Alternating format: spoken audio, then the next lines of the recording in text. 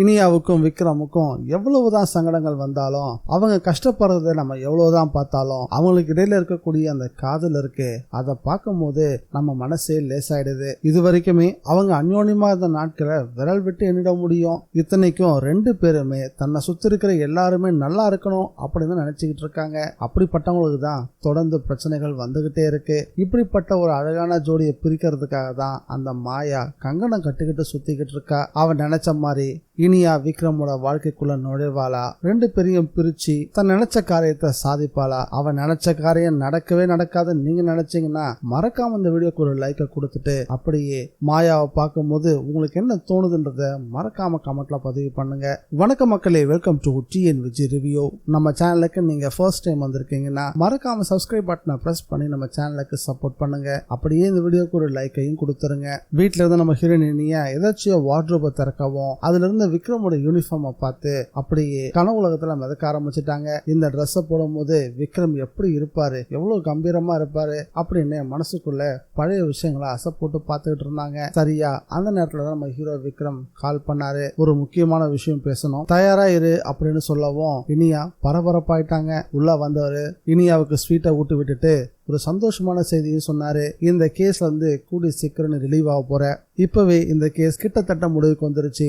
உனக்கும் இந்த கேஸுக்கும் சம்பந்தம் இல்லைன்றத என்னால ரொம்ப சுலபமா நிரூபிக்க முடியும். அதுக்கு முன்னாடி இந்த கேஸ்ல உண்மையான குற்றவாளி யாருன்றதான் கண்டுபிடிக்கணும், அது மட்டும் தான் பாக்கின்ற விஷயத்த சொன்னவரு. இன்னொரு நல்ல விஷயமும் இருக்கு, நான் டியூட்டில ஜாயின் பண்ணிட்டேன் அப்படின்னு சொன்னதுதான். இதுக்கு முன்னாடி சொன்ன சந்தோஷமான விஷயத்தை விட 2வது சொன்ன வார்த்தைகள் தான் அவங்க காதுல தேன் வந்து பாஞ்ச மாதிரி இருந்துச்சு. ஏன்னா விக்ரம இப்படிதான் பார்க்கணும்னு கொஞ்ச நேரத்துக்கு முன்னாடி தான் ஆசைப்பட்டாங்க இனியா. தான் நினைச்சது உடனே நடக்கும்னு அவங்க கனவுலையும் யோசிச்சு பார்க்கல.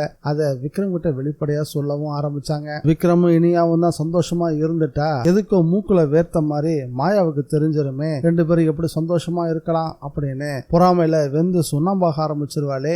விக்ரம் இனியாவை பழி வாங்கணும்னா மாயா கிட்ட இருக்கக்கூடிய ஒரே ஒரு துருப்புச்சீட்டு கண்ணாயிரம் மட்டும்தான். கண்ணாயிரத்தை வச்சு இந்த கேஸை நம்மால முடிஞ்ச வரைக்கும் இந்த திருப்பலாம், இனியாவை சங்கடப்படுத்தலாம் அப்படின்னு திட்டம் போட்டா அந்த திட்டமும் பலிக்காதுன்றது மாயாவுக்கு இன்னும் தெரியாது. ஏன்னா ஏற்கனவே தினதயாள மேல கண்ணாயிரத்துக்கு நம்பிக்கை இல்லைன்ற விஷயமும், தினதயாளனும் மாயாவும் பேசிட்டு இருந்த விஷயத்த கண்ணாயிரம் ஒட்டு கேட்ட விஷயமும் அவங்களுக்கு தெரியாது. இப்போ எந்த ஒரு விஷயத்த சொன்னாலும் அதை பெருசா கண்ணாயிரம் எடுத்துக்க போறது இல்ல. 100% தான் பையன் இறந்து போனதுக்கும் இனியாவுக்கும் சம்பந்தம் இல்லைன்ற முடிவுக்கு கண்ணாயிரம் வந்துட்டான். என்ன ஒண்ணு அதை முழுமையா வெளிப்படுத்தல, அவ்வளவுதான். ஆனா இந்த விஷயம் எதுவுமே தினதயாளனுக்கும் தெரியாது, மாயாவுக்கும் தெரியாது. இதெல்லாம் தெரியாம தான் மறுபடியும் கண்ணாயிரத்தை இவங்க எல்லாம் அணுக போறாங்க. ஆனா கண்ணாயிரம் இவங்களுக்கே தெரியாம விக்ரம் கூட சேர்ந்து தான் பைய கொலைக்கு யாரு காரணமானவங்க அப்படின்றத முழுமையா தேட போறாரு. இதனுடைய முடிவு மாயாவுக்கும் தினதயாளனுக்கும் சாதகமா எல்லாம் அமையாது,